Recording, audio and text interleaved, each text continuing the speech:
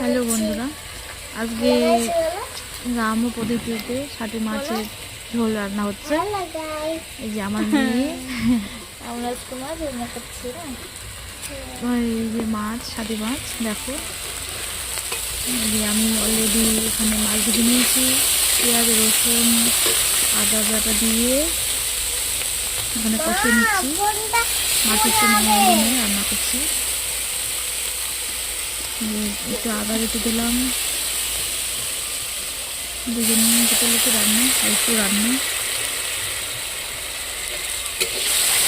আমি বানাবো। সেরকম হচ্ছে, কষিয়ে নিচ্ছি।